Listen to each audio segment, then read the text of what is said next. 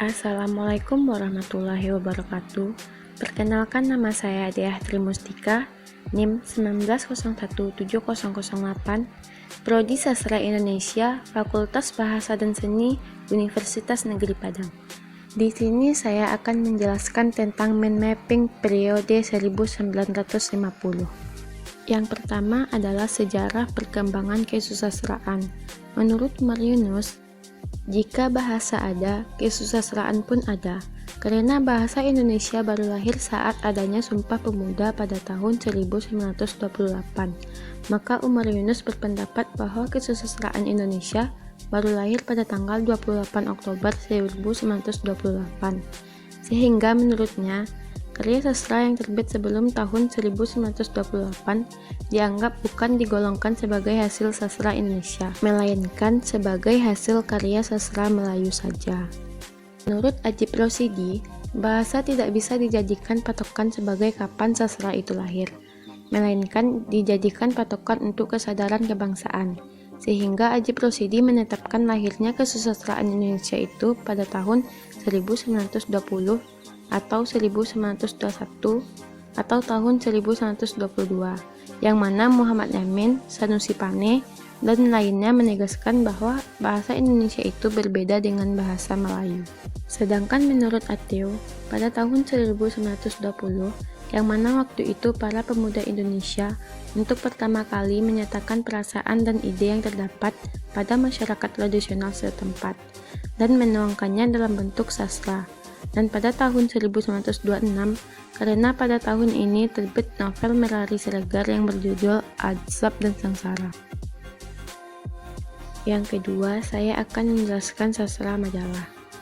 Sejak tahun 1953, Balai Pustaka kedudukannya tidak menentu. Penerbit ini berkali-kali mengalami perubahan status. Oleh karena itu, aktivitas sastra terutama hanya dalam majalah-majalah seperti Gelanggang atau Siasat, Mimbar Indonesia, Zenit, dan Pujangga Baru.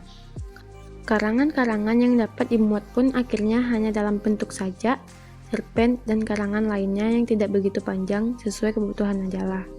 Keadaan seperti itu menyebabkan munculnya istilah sastra majalah yang pertama kali dipopulerkan oleh Nugroho Noto Susanto dalam tulisannya Situasi 1954 yang dimuat di majalah yang dipimpinnya.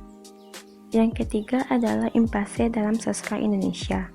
Lingkungan kebudayaan gelanggang seniman merdeka mulai kehilangan vitalitasnya setelah Chairil Anwar meninggal dunia. Dua orang, Asrul Sani dan Rifai Apin, yang diharapkan dapat melanjutkan kepeloporan Chairil Anwar, justru menjadi pasif dalam berkarya.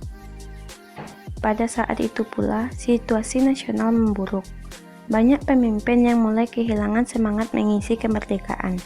Keberanian untuk korupsi dan manipulasi mulai mengotori pikiran dan tindakan para pemimpin. Kepentingan golongan pun mulai ditondol. Pada bulan April 1952, diselenggarakan sebuah simposium tentang kesulitan-kesulitan zaman peralihan sekarang di Jakarta. Beberapa di antara pembicaranya adalah Sultan Takdir Ali Syabana, M. Said, Mr. Syafruddin Prawira Negara, Profesor Dr. Slamet Iman Santoso, Dr. Sultan Syahrir.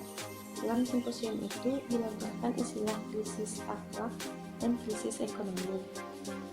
Pada tahun berikutnya, tepatnya di tahun 1953, di Amsterdam diselenggarakan sebuah simposium tentang kesusastraan Indonesia.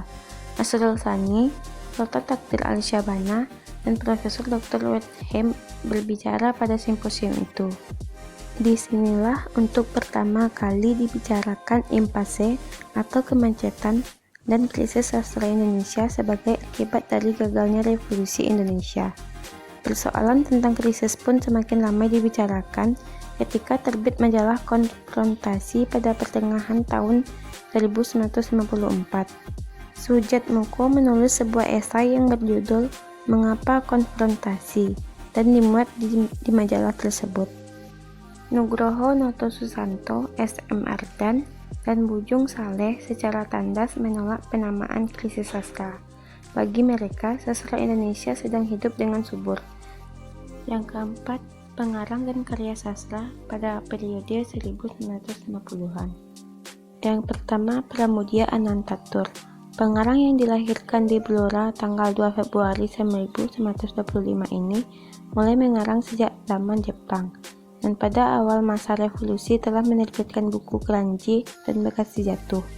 Pram ialah seorang yang produktif menulis, baik berupa cerpen, roman, esai, maupun kritik.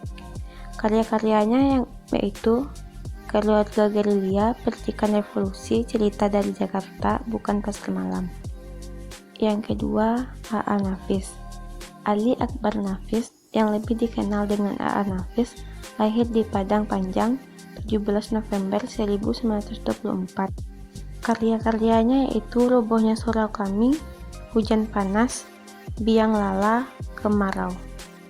Yang ketiga, W.S. Rendra. Ia lahir di Solo tanggal 7 November 1935. Sajaknya yang pertama menarik karena kesederhanaan dan kekayaan imajinasinya. Sajak itu kebanyakan berupa etika, berlainan dengan umumnya sajak Indonesia pada masa itu yang kebanyakan berupa lirika. Karyanya yaitu Balada Orang Tercinta, 4 kumpulan sajak, Ia Sudah Bertualang. Yang keempat, N.H. Dini. Ia lahir di Semarang tanggal 29 Februari 1936. Mulai menulis cerpen yang dimuat dalam majalah Kisah dan lain-lain. Dalam cerpennya, Dini menunjukkan perhatian yang besar terhadap kepincangan sosial yang dilihat dan terjadi di sekelilingnya. Karyanya yaitu Dua Dunia, Pada Sebuah Kapal, Namaku Hiroko, La Barca.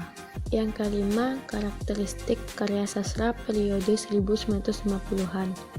Yang pertama, umumnya karya sastrawan sekitar tahun 1950 sampai 1960-an.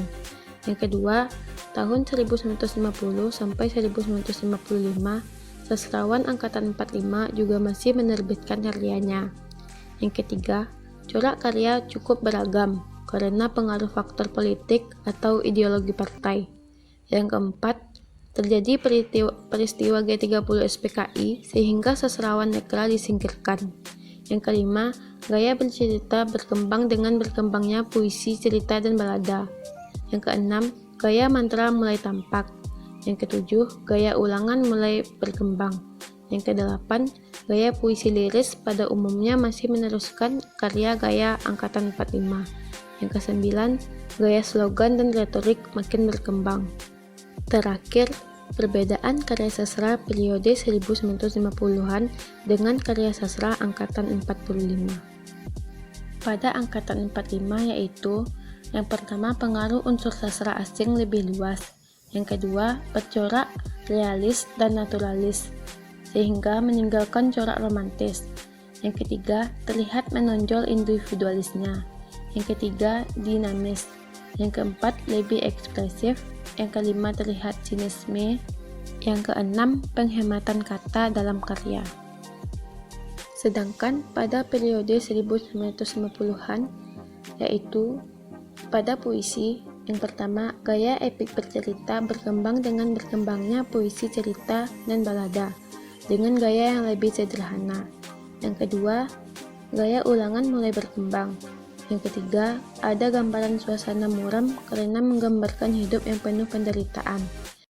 Yang keempat, mengungkapkan masalah-masalah sosial.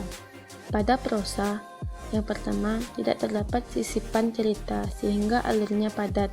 Yang kedua, cerita perang mulai berkurang. Yang ketiga, menggambarkan kehidupan masyarakat sehari-hari. Yang keempat, kehidupan pendesaan dan daerah mulai digarap.